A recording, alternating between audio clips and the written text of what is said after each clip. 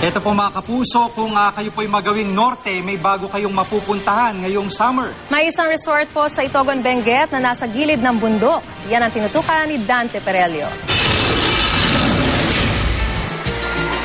Kung titingnan mula itaas, parang ordinaryong bahay lang ang mga ito sa kabundukan. Pero may natatago pala ritong patok na summer destination. May resort sa bundok.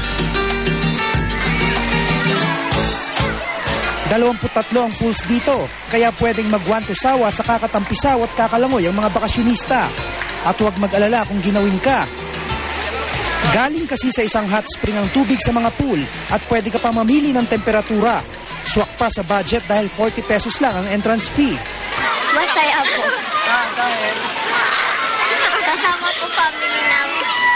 Medyo maligam-gam po. Ito yung natural sauna dito sa Itogon, Benguet. Mainit sa loob nito at dati may dumadaloy ditong mainit na tubig. Pero dahil sa dami ng kumukuha ng supply ng tubig para sa kanilang swimming pool, ay natuyo na to.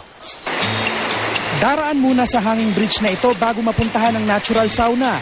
Ang dumadaloy na tubig dito, inilalagay na sa mga pool sa resort. Mayroon din namang man-made na sauna bath. Mula rito sa Benguet, Dante Perelio, nakatutok, 24 oras.